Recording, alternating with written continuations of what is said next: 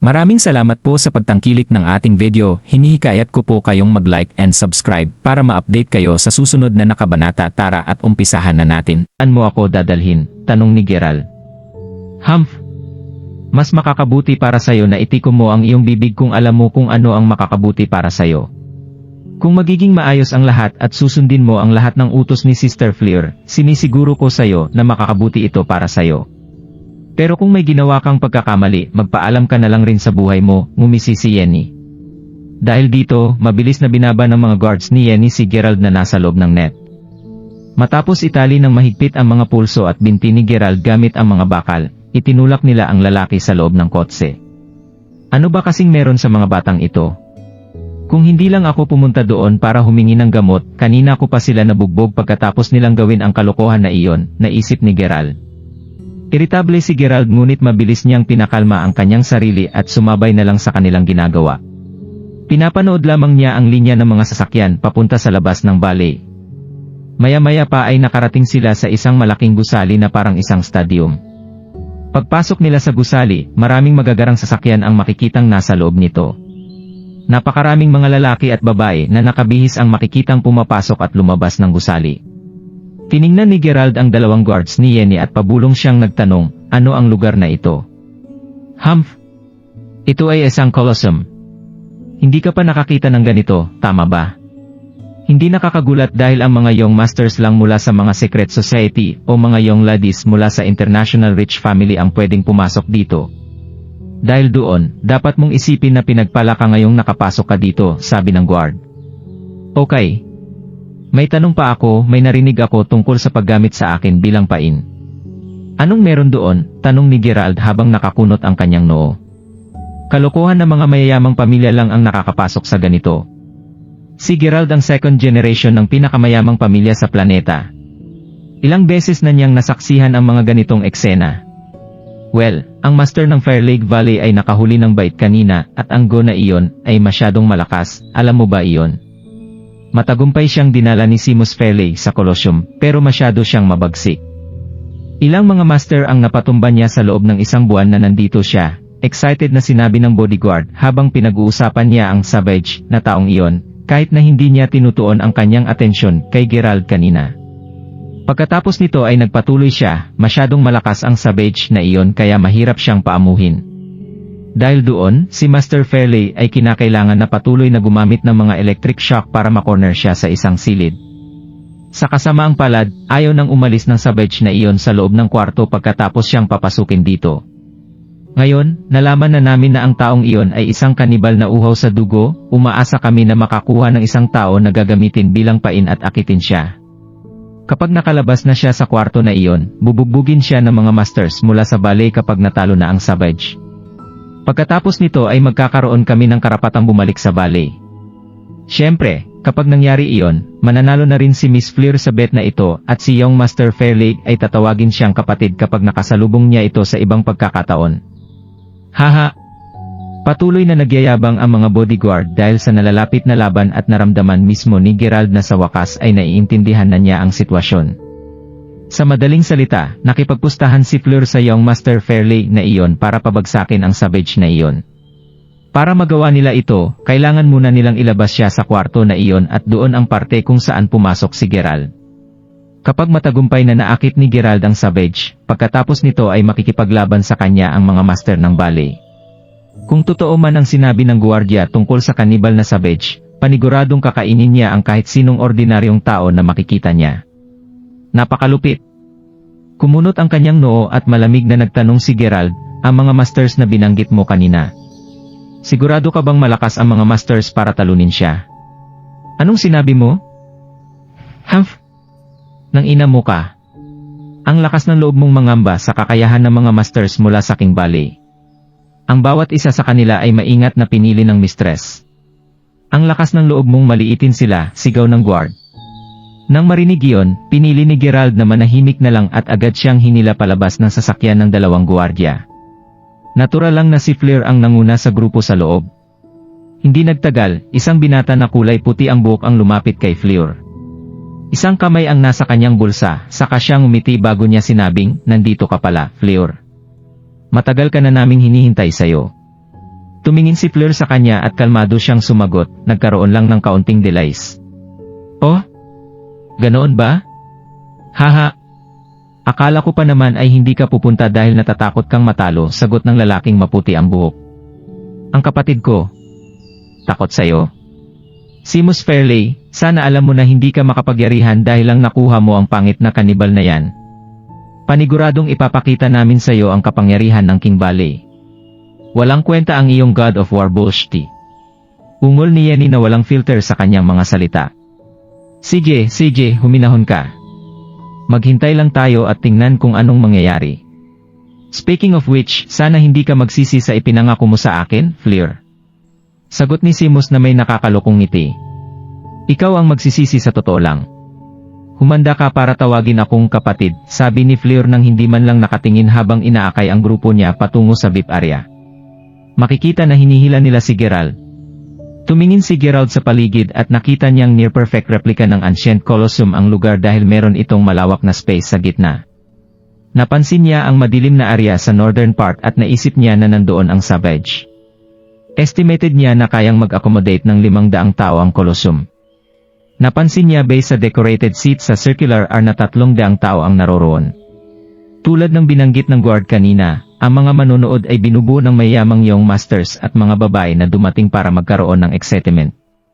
Umiinom sila ng mga alak at halo-halong hiyawan ang maririnig mula sa kanila. Nang makaupo si Geralt at ang kanyang grupo, agad na lumingon si Fleur sa 7 master ng King Valley at sinabi, "Sinasabi ko na ito sa inyo ngayon na ang Savage na iyon ay hindi madaling kalabanin. Narinig ko na kahit na ang pamilyang Fairleigh ay nagpadala ng ilang mga masters at wala ni isa sa kanila ang nakayanan na patumbahin ang Savage. Dahil doon, umaasa ako na walang sinuman sa inyo ang magiging kampante o pabaya. Alam kong makapangyarihan kayong lahat, kaya bilang precautionary measure, ipinapadala ko kayong lahat sa arena ng magkasama. With all due respect, Mistress, hindi ba isang Savage lang na mula sa bundok ang kinakaharap natin ngayon? Based sa nakikita ko, si Seventh Brother ay sapat na para mapatumba siya. Sobra-sobra naman na kung ipapadala kaming lahat, sabi ng isa sa mga nakatatandang master sa grupo. Sa 7 miyembro na iyon, ang pinakamatandang miyembro ay 60 years old na, samantalang ang pinakabata ay 40 years old lamang. Masaya ako na confident ka, pero hindi ko pwedeng hayaan na matalo ako pagkatapos kong makipagpustahan kay Seamus. Sa tingin ko ay mas mabuti para sa inyong dalawa na pumunta doon ng magkasama. Para mapagaan ang proseso ng pag-akit sa kanibal na iyon, inihanda ko pa ang pain na ito para sa inyo. Siguraduhin muna ninyo na lalabas ang Savage bago pa kumilos ang sinuman sa inyo. Naiintindihan nyo ba iyon? Sagot ni Fleur habang nag-aatubili siyang sumang-ayon sa 7 master. Kasunod nito, lumingon si Fleur sa kanyang mga guards bago niya itinuro si Geralt at nag-utos, "Ipasok mo siya." Samantala, isang maliit na katulong ang pumunta sa gilid ni Seamus at bumulong, "Young Master Seamus, sigurado ka ba na hindi kayang talunin ng mga mula sa King Valley ang hindi natatalo na God of War? Kilala ko ang 7 master na iyon at mula sa nakita ko, ang bawat isa sa kanilang mga lakas ay talagang unpredictable. Para sa kaalaman mo, kahit si Master ay tinuturing silang mga mahalagang tao kapag nakikita niya sila. Ano ba kasing kinatatakutan mo? Napakalakas ng Savage na iyon sa puntong hindi alam ni Papa ang totoong kakayahan nito noong una. At saka, nakita mo kung gaano kalupit ang Savage na iyon sa labanan. Dahil doon, sigurado ako na hindi siya matatalo ng madali. Matagal kong hinintay na patumbahin si Fleur. Sa tuwing nakikita ko siya sa harapan ko, nararamdaman kong nawawala ang kaluluwa ko sa nakakasilaw na hitsura niya. Napakaswerte ko na napilitan siyang tanggapin ang pustahan na iyon. Kapag natalo siya, magandang mga bagay lamang ang makakarating. Haha! Pero hindi ko pa rin maiwasang mag-alala, sagot ng tauhan niya. Wala kang dapat ipag-alala. Nakahanda na ng mabuti ang lahat, at kapag nakapasok na sila, hindi na sila makakalabas muli, deklara ni Seamus habang nakatingin siya ng masama kay Fleur. Nakatayo si Geralt at ang 7 masters sa open area ng Coliseum, at ito ang nag-udyok sa ilan mula sa crowd na tumayo at nagsimulang maghiyawan, God of War. God of War. Tumingin ang 7 master kay Geralt habang umiiling sila na may nakakaawang mga ngiti sa kanilang mga labi matapos nilang marinig ang hiyawan. Malas ka para gamitin ni Mistress bilang pain. Huwag kang mag-alala, paniguradong ipaghihiganti ka namin. Sige na at akitin mong lumabas ang Savage. Sabi ng isa sa mga master. Hindi sila pinansin ni Gerald habang nakatingin siya sa madilim na lugar. Mula sa kinatatayuan niya, ramdam niya ang kagustuhang pumatay ng Savage sa loob. Maririnig din ang malahayop na dagundong mula sa kadiliman. Anong klaseng halimaw ang kalalabanin nila? Bakit napakamakapangyarihan ito? Naisip ni Gerald habang nakakunot ang kilay niya. 6th at 7th brother. Ipasok niyo siya para gawing pain sa Savage, utos ng pinakamatanda sa mga masters. Opo, deklara ng dalawa nang agad nilang hinawakan si Gerald sa kanyang mga braso at naglakad sila patungo sa entrance ng madilim na lugar. Pasikreto na pinapagana ni Gerald ang kanyang inner strength, kahit papaano ay makakatulong ito na mapadali ang pagtakasnoya. Based sa naramdaman ni Gerald, ang 7 master ay nasa first stage lamang ng Spirit Earth Realm. Sa madaling salita, sila ay nasa parehong stage ng mga pinugutan niya ng ulo sa Gunter Manor. Sigurado siya na kaya niyang patumbahin ang mga ito, hindi pa rin niya alam kung ano level ng lakas ng Savage. Habang papunta silang tatlo sa kadiliman, ang dagundong ay naging mas malakas pa kaysa dati. Ang isang dagundong ay tulad ng sa tuloy-tuloy na kulog, kaya talagang nagulat ang dalawang master. 6th brother, masyadong malakas ang tibok ng puso ko ngayon at parang wala akong magawa para mawala ito. Sa palagay ko ay hindi ito isang ordinaryong Savage lamang. Huwag na tayong magpatuloy pa. Wala tayong magiging problema kung hindi aksidente nating makabangga ang halimaw na ito. Sabi ni 7th brother. Pinag-isipan niya muna ito at pagkatapos ay tumango si 6th brother bago siya sumagot, Sage. Ihagis na lang muna natin ang batang yan para makita kung anong klaseng halimaw ang makikita doon. Tumango si 7th brother bago siya tumingin kay Gerald na may malamig na ngiti sa kanyang mukha. Narinig mo naman kami. Maging matalino ka at gamitin mo ang sarili mong mga paa. Huwag kang mag-alala, nasa likod mo kami. Napatingin tuloy si Gerald sa dalawa habang nagpapalitan ng ngiti ang magkapatid sa isa't isa. Halata na hindi nila inaasahan na makakalabas siya ng buhay.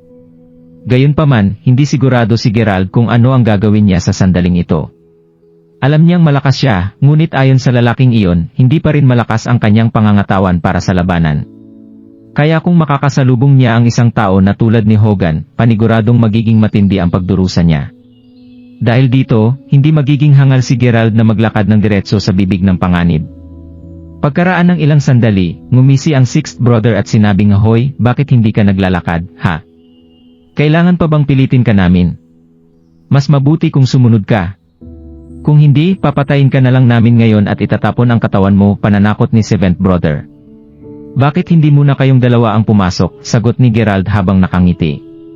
"Anong sinabi mo?" Gulat na tinanong ng dalawa.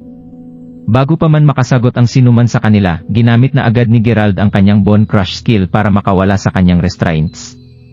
Napakabilis ng kanyang galaw at mabilis na natusok ni Gerald ang kanilang mga acupoints at doon nagbago ang mga pangyayari.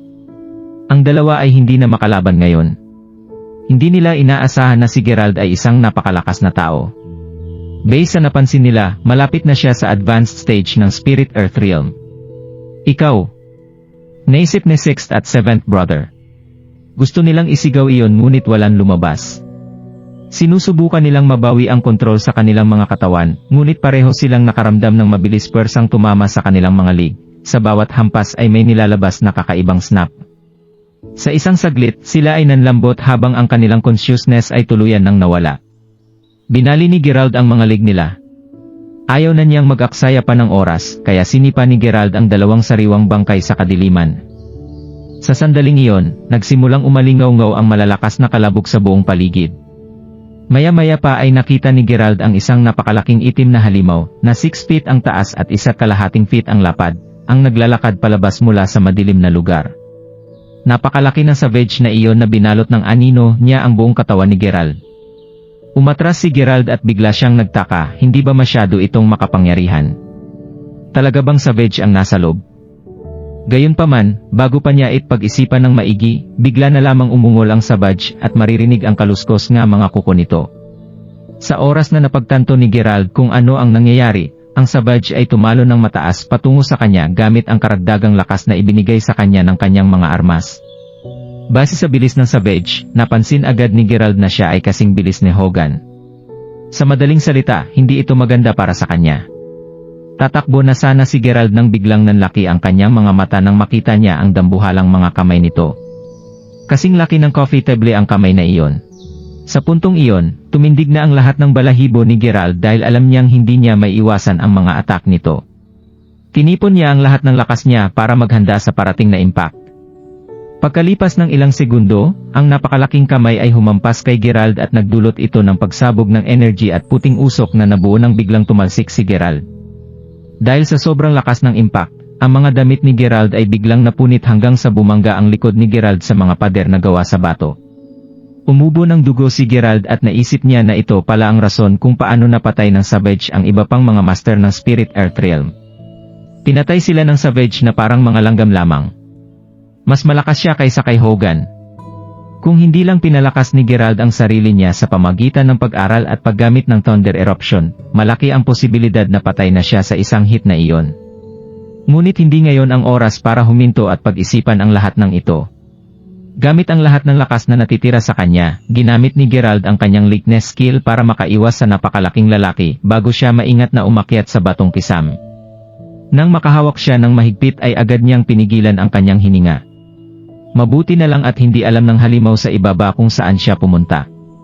Nakumpirma ito ni Gerald dahil ang Savage ay tumatakbo sa paligid para hanapin siya. Kasalukuyang pinagpapawisan si Gerald pero nagpapasalamat siya dahil nakahinga siya ng sandali, ngunit iyon ang inaakala niya. Hinding-hindi niya inaasahan na ang Jedi pendant na nakasabit sa kanyang leg ay biglang dumulas sa kanyang punit-punit na damit dahil sa kanyang awkward na posisyon ngayon. Iyon ay sapat na para mag-alala siya, ngunit bigla na lang nagninging ang pendant. Ang liwanag nito ay tulad ng pagliwanag ng isang madilim na kwarto na kayang bigyan ng ilaw ang isang buong kwarto. Diyos ko naman, kung ayaw mo akong tulungan, wag mo naman sanang sirain ang buhay ko. Napaisip si Gerald habang dahan-dahang umangat ang ulo ang higanteng lalaki para tingnan kung saan nanggaling ang liwanag.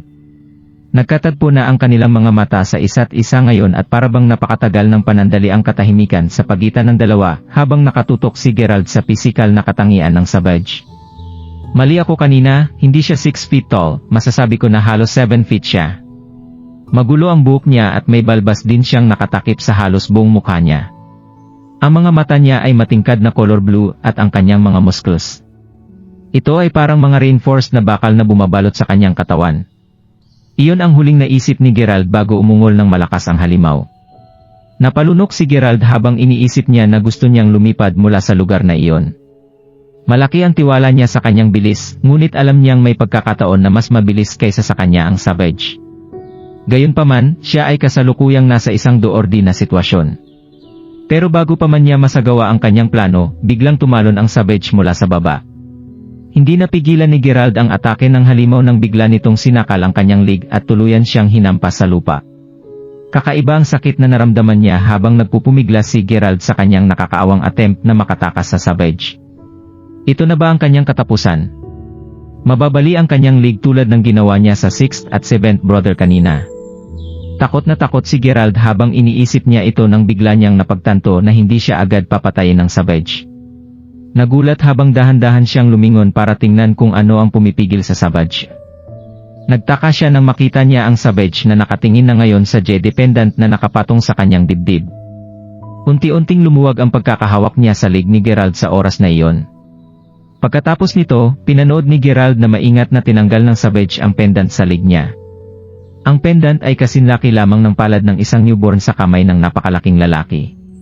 Sinuri ito ng maigi ng Savage at ginamit niya ang ilaw ng pendant upang makita ng maigi ang mukha ni Gerald. Pagkatapos niyang gawin ito, agad niyang ibinalik ang Jedi pendant sa dibdib ni Gerald bago siya umatras ng ilang hakbang dahil nakaramdam siya ng takot. Parabang nakakita ng isang demonyo ang malaking halimaw na ito. Kung hindi pa iyon sapat, mabilis na lumuhod sa harap niya ang Savage bago niya pinarinig ang kanyang malalim at paos na boses, "Patawarin mo ako, Master Deity, dahil nagkasala ako." Nagulat si Gerald bago niya ibinalik ang jade pendant sa loob ng kanyang sira-sirang damit at sinabi, "Master Deity." "Opo, Master Deity. Ang pangalan ko ay Leo at binabati kita ng may paggalang," sigaw ng Savage bago niya ibinaba ang ulo niya sa lupa. Ang Savage na ito ay parang kahawig ni Quina.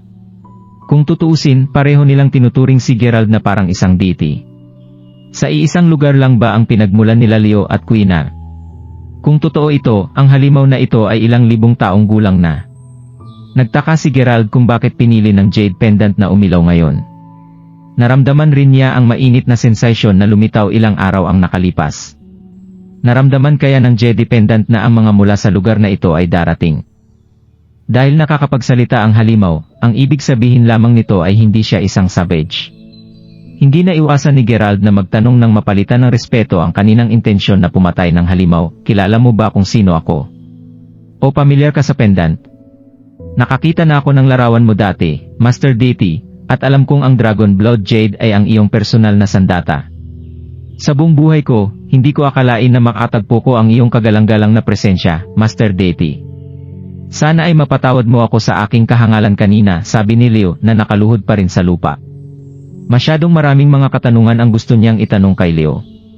Kung tutuusin, hindi naging madali para sa kanya ang makilala ang isang taong nagmula sa parehong lugar kung saan mula si Queen at ang babaeng nakaputi. Paniguradong marami siyang makukuha na impormasyon sa kanya. Magtatanong na sana siya sa kanya nang bigla siyang nakarinig ng mga yapak na papasok sa lugar na iyon. Hula niya ang mga iyon ay ang 5 magkakapatid na pumunta dito para imbestigahan kung bakit masyadong matagal nang wala si 7th at 6th brother. Narinig rin sila ni Leo, kaya iniangat niya ang kanyang ulo, gulong-gulo siyang nakatingin kay Gerald. Para bang tinatanong niya kung ano ang relasyon ni Gerald sa mga taong iyon. Naintindihan ni Gerald ang tingin kaya sumagot siya, hindi sila mahalaga sa akin, pero nagtataka ako. Mas malakas ka kaysa sa akin, pero paano kanila nakulong? Bumuntong hininga si Leo bago sumagot, hindi ako natatakot sa kanila, pero meron silang mga mahiwagang kasangkapan na kayang gumawa ng blue light. Ang mga tuol na iyon ay kayang gayahin ang kidlat sa kalangitan, kaya na-shock ang katawan ko nang matamaan ako nito. Sinusubukan kong tumakas noon pero gumawa sila bigla ng heavenly lightning formation. Hindi na ako nakalaban sa makalangit na mga kapangyarihan hanggang sa na-corner nila ako lugar na ito. Natawa si Gerald nang marinig niya iyon. Base sa narinig niya, napagkamalan ni Leo ang mga stone gun bilang magical tools. Ang Heavenly Lightning Formation na sinasabi niya ay ang mga power grids sa labas. Walang epekto ang kuryente na iyon sa malaking katawan ni Leo. Alam ito ni Gerald dahil kahit siya ay hindi maapektuhan ng mga ito. Base sa mga salitang ginamit ni Leo, paniguradong ayaw niyang makipaglaban sa kakaibang kapangyarihan na iyon dahil malaki ang respeto niya sa mga divine heavenly powers. Naintindihan na ni Gerald ang sitwasyon kaya tumingin siya kay Leo bago siya nagtanong, gusto mo bang umalis? Agad na tumango si Leo bago niya sinabi, gusto mo akong iligtas, Master Deity. Kung makakaalis sa lugar na ito ang hamak, handa akong sundan ka sa tabi mo at susundin ko rin ang kahit anong kahilingan mo sa akin. Yuyuko na ulit sana si Leo nang bigla siyang pinigilan ni Gerald at sinabi, hindi mo kailangang gawin iyon. Tumayo ka, Leo. Makinig ka ng mabuti at gawin mo lang ang sinasabi ko. Kung susundin mo lahat ng utos ko, siguradong makakaalis ka. Gumamit ng kaunting effort si Gerald para iangat si Leo sa lupa, lumapit siya sa kanyang tainga at ibinulong ang kanyang plano. Maya-maya pa ay tumango si Leo. Samantala, kasalukuyang nakaupo si Fleur sa labas at lalo siyang nababalisa habang bumubulong, ano bang nangyayari? Medyo matagal na mula nang pumasok si 6th at 7th brother. Bakit hindi pa sila lumalabas? 10 minuto na ang lumipas, ngunit walang senyales ng kahit anong movement sa loob ng madilim na kulungan. Hindi kaya nakikipaglaban si 6th at 7th brother sa halimaw sa loob? Iyon ba ang dahilan kung bakit matagal sila? Sa tingin mo pumasok ang 5 magkakapatid para tulungan siya? Dahil walang kahit anong movements ang dalawa sa looban, sabi ni Yenibay sa obserbasyon niya. Siguro. Pero pakiramdam ko ay parang may mali. I mean tingnan mo si Seamus. Kanina pa siyang umingisi. Sigurado akong may plano siyang gawin, sagot ni Fleur na hindi mapakalit sa kanyang kinaupuan. Habang balisa ang mga tao, isang nakakabinging ungol ng hayop ang biglang narinig mula sa madilim na lugar. Kakaiba ang pakiramdam kapag narinig ang ugol na ito, kaya hindi makapaniwala ang lahat ng nasa Coliseum nang marinig nila ito.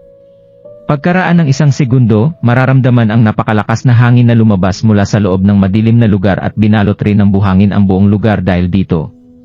Nagulat at namangha ang lahat sa kanilang kasalukuyang nakikita.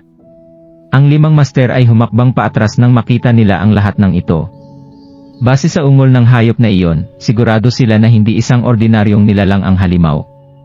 Sa sandaling iyon, isang napakalaking nilalang ang makikitang nagmamadaling lumabas sa madilim na lugar kaya nasabik ang maraming manonood na sumigaw, lalabas na. Lalabas na? Ang mga mata ng lahat ang nakatuon ngayon sa entrance ng lugar at nakita nila ang 7 talampakang katawan ni Leo na sumugod sa open area. Mabilis siya kahit pamalaki ang nilalang. Sinamantala ni Leo ang lahat ng alikabok at buhangin sa hangin para sumugod patungo sa isa sa mga master. Walang hirap niyang hinampas ang balikat ng master at pinalipad siya ng ilang dosenang metro ang layo. Natanggal ang buong braso ng master nang humampas ang kanyang buong katawan sa batong pader, nagdulot ito ng kaunting earthquake sa open area ng Coliseum. Umubo ng dugo ang master hanggang sa nawalan siya ng malay at nanghihinang bumagsak sa lupa. Pa siya patay pero hindi na siya makakalaban kay Leo dahil nasira na ang kanyang internal organs. Nagpakawala ng nakakabinging ungol si Leo, kaya napilitan ang mga tao na takpan ang kanilang mga tenga sa pagkakataong ito dahil sa sobrang lapit ni Leo ngayon sa kanila. Bago pa malaman ng lahat ang nangyayari, muli namang gumalaw si Leo. Nang imulat ng mga manonood ang kanilang mga mata, nakatayo na si Leo sa harap ng 4 na natitirang master. Gumamit ng 4 na moves si Leo na kasing bilis ng kidlat para patumbahin ang bawat isa sa kanila. Masyadong madali niyang napatumba ang mga ito na parang mga insekto lamang ang pinatay niya. Mabilis na bumangon ang mga manonood at umurong ng ilang hakbang. Gulat na gulat si Fleur sa kanyang nakita, ang kanyang itsura ay nagkaroon ng matinding pagbabago sa puntong ito. Kung tutuusin, ang mga master ay may mga matataas na ranggo sa loob ng King Valley, ngunit napatumba sila sa isang suntok ni Leo. Hindi katakatakang kung bakit tiwala si Simo sa kanya. Naging malala rin ang itsura niya ni habang ang kanyang puso ay tumitibok ng mabilis sa nakita niya. Nakita ni Simos na hindi pangkaraniwan ang mga kilos ni Leo, kaya bumangon siya mula sa kanyang upuan pati na rin kasama ang kanyang namumutlang tauhan, habang sinasabi, masyado siyang malupit, yung Master Simos. Sa tingin ko ay lalo siyang lumakas dahil sa electric shock. Masasabi ko ngayon na siya ay isang puwersa na hindi mapipigilan. Hindi naman tayo dapat mag-alala na susugod siya sa atin, di ba? Hindi mo kailangang mag-alala tungkol dyan. Huwag mong kalimutan na natatakot siya sa electric shock. Kung sakaling may mangyaring masama, utusan mo ang mga tauhan na i-charge ang power grid sa buong lakas, utos ni Simos habang namumutla ang mukha niya. Ang 5 master ay nakahandusay sa lupa at hindi sila kumikibo nang biglang sumugod patungo sa entrance gate ang halimaw na si Leo, pagkatapos itong sabihin ni Simos. Sa sobrang bilis ng higanting lalaking iyon, walang alinlangan na hindi siya kakayaning pigilan ng gate na iyon. Mabilis na nag-utos ang nanginginig na si Simos nang makita niya ito, bilisan mo at i-on na ang mga power grid. Kailangan niyang makuryente. Sa puntong iyon, ang buong Coliseum ay nagkagulo at marami sa mga manonood ay tumakbo para iligtas ang kanilang mga buhay. Kahit ang mga mula sa King Valley ay hinila ang braso ni Fleur habang sinasabi niya, Miss, kailangan na nating umalis ngayon. Masyado nang delikado dito. Pero, ang mga 7 masters. Nandoon pa rin sila, sigaw ni Fleur na luluha ang kanyang mga mata. Ilang pulgada na lang ang layo ni Leo sa gate nang bigla siyang tinamaan ng electrical shock. Para bang nabuhay ulit ang mga gate at lumiwanag ang kulay blue na ilaw mula dito dahil sa kuryente. Gayunpaman, hindi na natatakot si Leo sa kuryente tulad ng dati. Tumalsik siya ng malakas dahil sa mga metal gates, at may kuryenteng dumaloy sa kanyang katawan. Nahihirapan siya physically, ngunit hindi na siya nag-aalala sa heavenly retribution. Kung tutuusin, ang kuryente na ito ay hindi maituturing na heavenly lightning. Umalingaw-ngaw ang malakas na putok at madali niyang napunit ang mga bakal na gete gamit ang isang suntok. Nakita ng lahat ang nangyari at lalong lumala ang kaguluhan sa Coliseum habang naghihiyawan ang lahat sa takot. Ano? Hindi na siya natatakot sa electric shock, sigaw ni Simos nang hindi siya makapaniwala sa kanyang nakikita. Nakita ng takot na tauhan ang hindi mabilang na mga bodyguard ng Fairley na inihagis sa hangin at doon niya napagtanto na oras na para umalis. Young Master, kailangan na nating tumakbo, pakiusap ng takot na lalaki. Hindi tayo makakaalis. Kung hahayaan nating makatakas ang napakalakas na halimaw, siguradong papatayin ako ng tatay ko, sagot ni Simos na parabang ayaw niyang hayaan mangyari ang lahat ng ito. Huwag na nating pakialaman iyon, Young Master. Kung hindi ka tatakbo ngayon, huli na ang lahat para sa atin, sigaw ng katulong habang kinakalagad niya si Simos patungo sa ligtas na lugar bago pa man siya makapagreklamo pa. Ang buong Coliseum ay ang totoong embodiment ng pandemonium sa puntong ito. Hindi lumingon si Leo sa kanila kahit na nagmamadali silang makatakas. Kasunod ng mga utos ni Gerald, papunta siya ngayon sa kabundukan upang maghanap ng kuweba na pansamantalang gagamitin niya para pagtaguan. Si Gerald ay humihinga na ng malalim habang sinusuri niya ang Coliseum na ngayon ay wala ng kahit anong senyales ng buhay. Tumingin siya sa makapal na pader na bato, sa mga metal gates at fences na winasak ni Leo, at napaisip siya, nakakatakot. Akala ko noon ay si Hogan ang pinakamalakas na taong nakalaban ko. Kung lalabanan man niya si Leo, malamang hindi mahihirapan sa kanya si Leo. Ang tunay na lakas ni Leo ay higit pa sa kanya kahit papapunta na sa advanced stage ng Spirit Earth Realm si Gerald.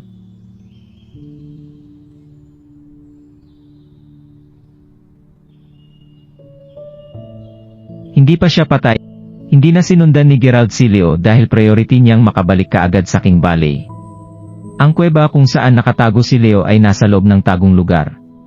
Dati na itong nadaanan ni Gerald habang mag-isa siyang naglalakbay papunta sa Valley at dahil hindi niya alam kung gaano kadesperado ang pamilyang Firelake para mahuli muli si Leo, naisip ni Gerald na ang kuweba ang pinakamahusay na pansamantalang tirahan ni Leo para hindi siya matuklasan. Alam ni Gerald na hindi na natatakot si Leo sa mga stun gun at wala rin namang pakialam si Gerald sa buhay ng pamilyang Firelake, ngunit magiging marami ang habol sa kanya kung patayin silang lahat ni Leo. Sa madaling salita, ayaw ni Gerald na maakit ang atensyon ng pamilyang Gunther at ng mga mula sa Judgment Portal.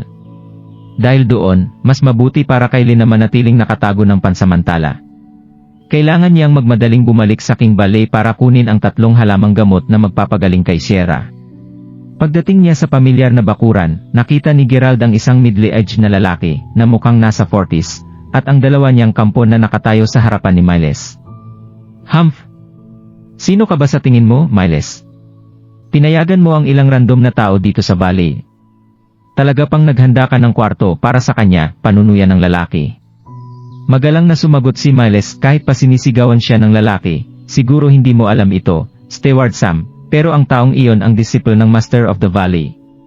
Nandito siya para humingi ng gamot, kaya naman pinayagan ko siyang manatili dito ng pansamantala. Ano? Humingi na nga siya ng herbs at ginamit pa niya ang pangalan ng Master. Bakit hindi ito nabanggit ni Master?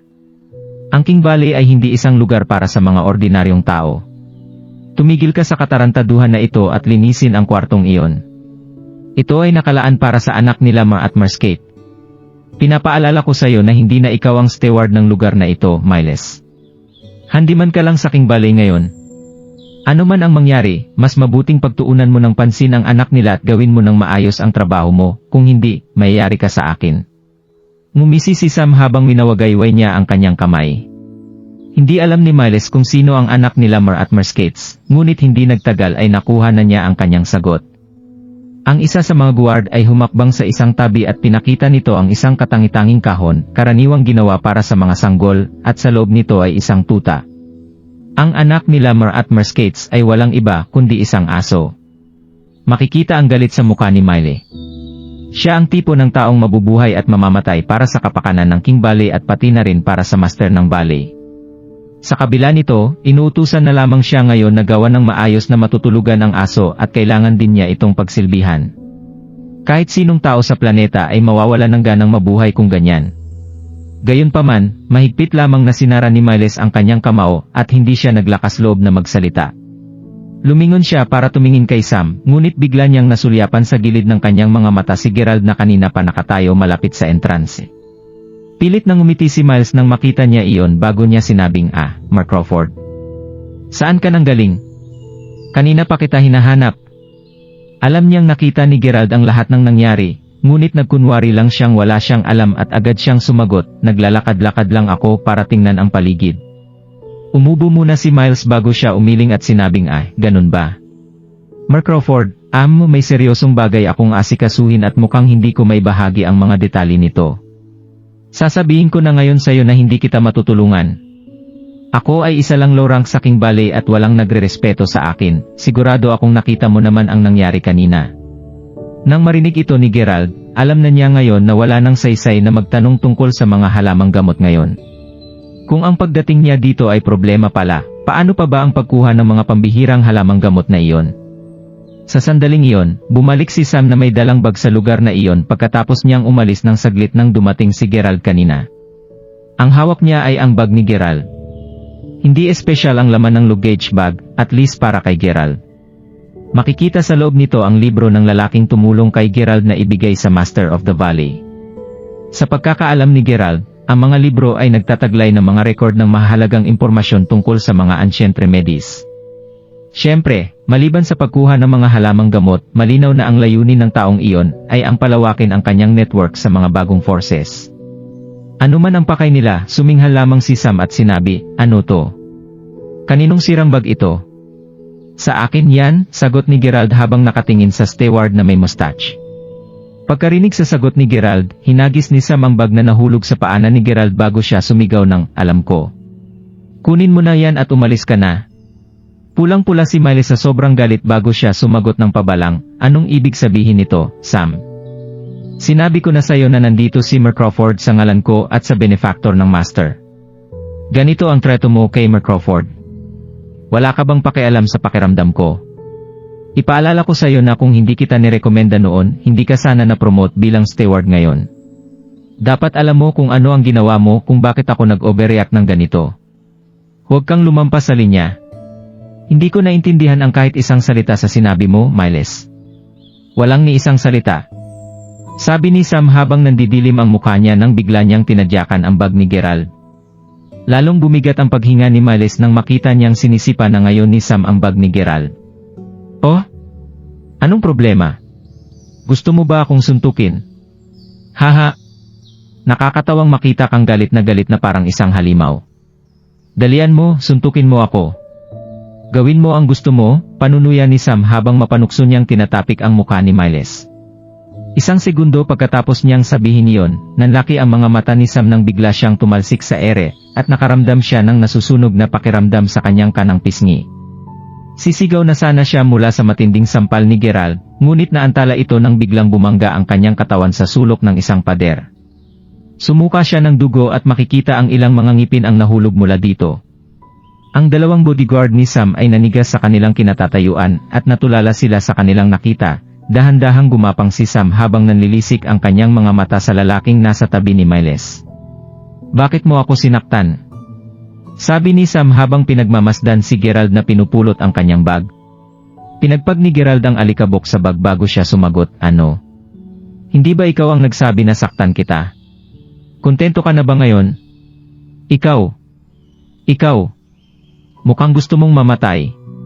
Patayin niya siya, galit na sumigaw si Sam sa kanyang dalawang guards, habang nanginginig ang buong katawan niya, masyado siyang nasasaktan para tumayo mula sa lupa. Teka.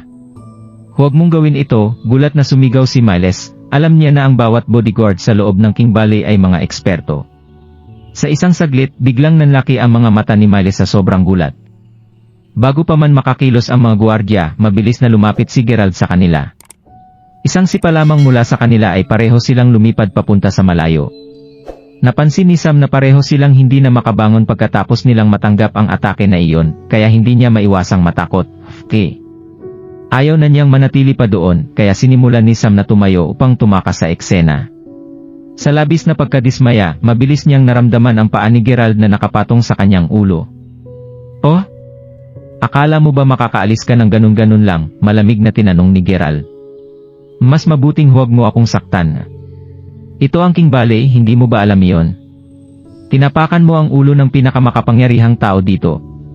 Gusto mo bang mamatay?" Sa totoo lang, akala ko noong una na ang mga mula sa King Valley ay mga bukod-tanging tao bago ako pumunta dito. Nakumbinsi pa ako na ang Master of the Valley ay isang mahusay na tao. Nakakalungkot, lahat ng tao mula sa Valley na nakasalubong ko, maliban kay Miles, ay sobrang disappointing. Dahil dito, bakit ko ipapakita ang kahit katiting na paggalang sa isang walang kwentang steward na tulad mo? At saka, sino ang nagbigay sa'yo ng karapatan na hawakan ang mga gamit ko? Medyo malakas ang loob ko para sa isang walang kwentang tao, hindi ba? Sagot ni Gerald habang dahan-dahang diniinan ang pagtapak niya sa leg ni Sam. Si Sam ay takot na takot sa sobrang sakit hanggang sa dumumi siya sa kanyang pantalon dahil natatakot siyang dagdagan pa ni Gerald ang puwersa sa kanyang paa. "Pakiusap, maawa ka. Please pag-usapan na lang natin ito," pakiusap ni Sam. "Masaya ako na alam mo na ngayon kung saan ang kinalagyan mo. Palalayain kita sa ngayon, pero kailangan mo munang gumawa ng isang bagay para sa akin. Naalala mo ba kung paano mo tinapakan at dinumihan ang bag ko? Linisin mo ito, utos ni Gerald habang hinahagis ang bag kay Sam. Oo po, sagot ni Sam nang mabilis niyang pinunasan ang dumi sa bag gamit ang kanyang mga kamay. Pagkaraan ng 1 segundo, sinipa muli ni Gerald ang kanyang mukha. Anong nagawa kong mali? Ginagawa ko ang inuutos mo sa akin, angal ni Sam. O talaga? Parang wala naman akong natandaan na sinabi sa'yo na linisin mo ito gamit ang iyong mga kamay. Gamitin mo ang iyong dila para linisin ito, singhal ni Gerald. Nakita ni Sam ang mabangis at walang awa na titig ni Gerald, kaya nanginig siya sa sobrang takot. Huminga ng malalim si Sam at naisip niya. Nagtagumpay ka ngayon, pero siguradong maghihiganti ako balang araw. Maghintay ka. Pagkatapos nito ay inilabas ni Sam ang kanyang dila at sinimulan niyang dilaan ang bag. Alam niyang ito ang tanging paraan upang maiwasan niya ang mas maraming problema. Hindi inaasahan ng lahat na susundin ni Sam ang kanyang mga utos. Nairita si Gerald nang sinipa niya ang sugatang steward palabas ng bakuran habang sumisigaw ng umalis ka dito. Nagmamadaling umalis si Sam habang si Miles ay nakatitig ng maigi kay Gerald tulala sa kanyang nasaksihan. Noong una ay inakala ni Miles na si Gerald ay isa lamang ordinaryong binata na nagkataon na naging disiple ng kanyang benefactor, isang clinic doctor.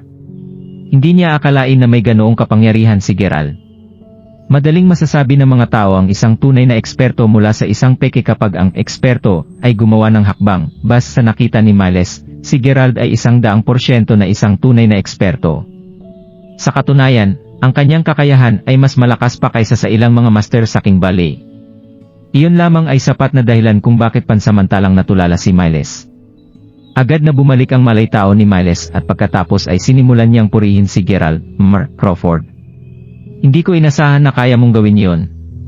Tuwang-tuwa si Miles na parang nakalimutan niyang sinaktan ni Gerald ng husto ang steward ng King Valley. Binubula mo naman ako, Miles. Naiinis lang ako sa trato niya sayo, sagot ni Gerald habang pilit siyang nakangiti. Miles, alam ba ng Master of the Valley na kailangan ko ang 3 halamang gamot? Hindi importante kung meron siya nito o wala, gusto ko lang makipagkita sa kanya, prangka na sinabi ni Gerald. Nawala na ang respeto ni Gerald sa Valley pagkatapos niyang makitang tratuhin na parang mga laruan lang ang mga tao ng mga anak ng King Valley. Kung hindi pa sapat iyon, natuklasan niya na walang utang na loob ang Master ng King Valley dahil malinaw na nakalimutan niya ang taong nagligtas sa kanya noon.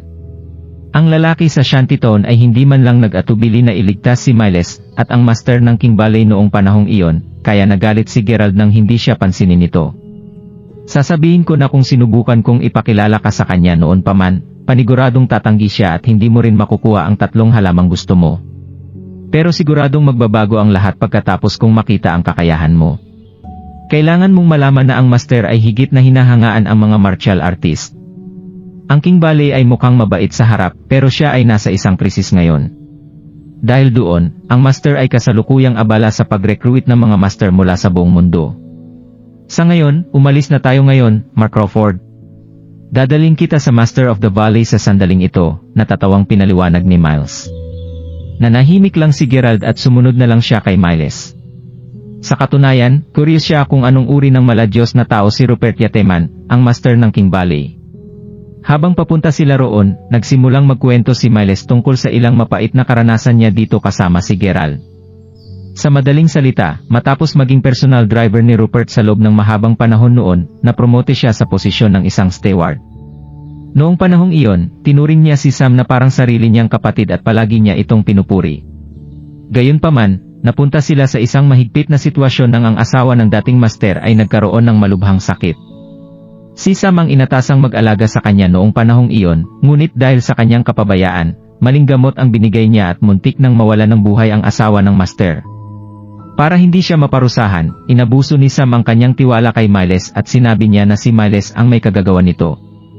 Dahil sa pangyayaring iyon, si Miles ay agad na nademote sa isang mababang ranggo bilang isnag handyman, samantalang si Sam naman ay naging steward. Nang makarating sila doon, si Gerald ay nakarating sa isang conference hall kung saan karaniwang tinatanggap ng Master of the Valley ang kanyang mga bisita. Pagpasok nila, nakita nilang dalawa na marami mga tao ang nasa loob. Napansin ni Miles na mayroong isang mahalagang meeting na nagaganap dahil nakita niya na ang ilang mga pangunahing miyembro ng King Valley ay naroroon. Masyado silang nakatuon sa storya ng isang batang babae na hindi man lang nila napansin na nandoon si Gerald at si Miles. Dad, seryoso ako. Masyadong makapangyarihan ang savage na iyon. Pinatay niya ang mahigit 100 tao. Mabuti na lang at nagsanay kami ng martial arts ng kapatid ko, kung hindi siguro kami makakatakas, paliwanag ng dalaga habang maririnig sa kanyang boses ang takot. Medyo pamilyar si Gerald sa boses na iyon nang ipinikit niya ang kanyang mga mata sa dalaga, sigurado siya na si Yenny Yateman talaga iyon. Hindi ko inaasahan na ang mga Fair League ay may makakatagpo na master sa Fair League Valley. Sa kabutihang palad at mukhang may tinatakbuhan siya. Kung susundin niya ang kanilang utos, paniguradong mapapasabak si King Valley sa malaking kaguluhan, sagot ng isang middle-aged na lalaki mula sa kinaupuan niya sa isang sofa habang lumilingon siya kay Fleur. Ikaw, ilang beses ko bang sinabi sa'yo na huwag makisali sa mga gawain ng pamilyang Fairley? Kilala mo si Simus, sinong nakakaalam kung ano ang nasa isip niya noong nakipagpustahan ka sa kanya? Halata naman na gusto kanyang lokohin.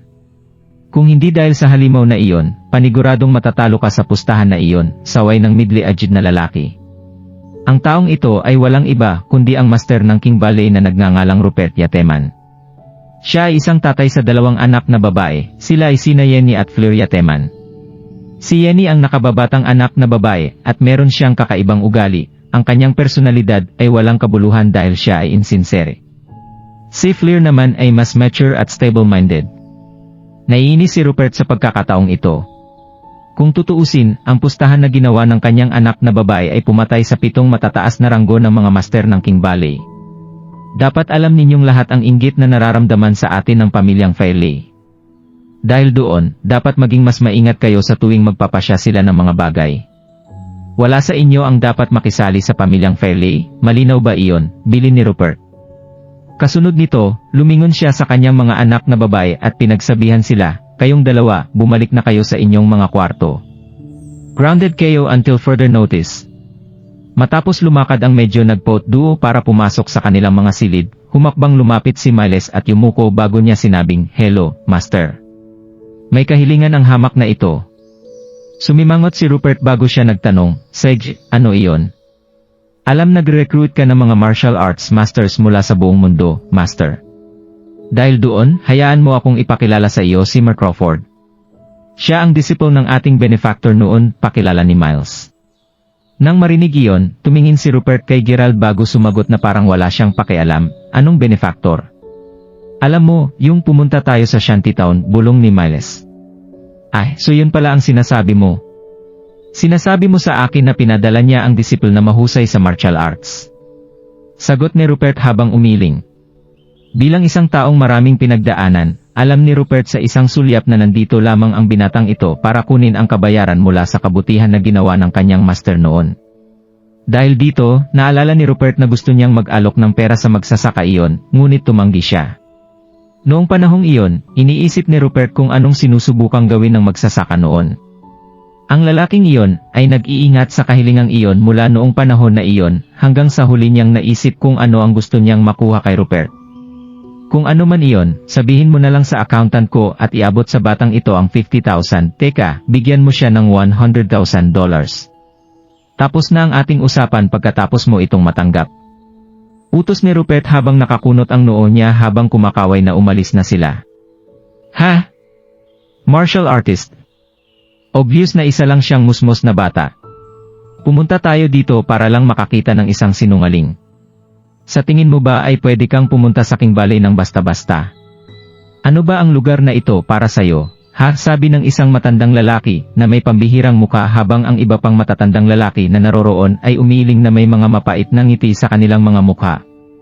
Nakataas ng bahagya ang isang kilay ni Gerald habang namumuo sa kanyang puso ang hangarin na pumatay. Kung magpapatuloy lang ito, mapipilitan siyang gamitin ang kanyang lakas para makuha ang herbs. Mabilis na sumagot si Miles nang makita niyang naiinis si Gerald, pero Master, hindi pumunta dito si Mark Crawford para sa pera. Nandito siya dahil gusto niyang makuha ang 3 rare medicinal herbs. Bumuntong hininga si Rupert sa pagkairita bago siya sumagot, 3 rare medicinal herbs. Anong ginawa ng lalaking iyon para ibigay sa kanya ang hinihiling niya? Naiinis talaga ako ngayon, kung hindi ka pa umalis na may dalang pera, uwi ka nang walang kahit anong dala. Sa sandaling iyon, isang batang katulong ang nagmadaling pumasok sa kwarto, habang sumisigaw, may nangyari. May nangyaring masama.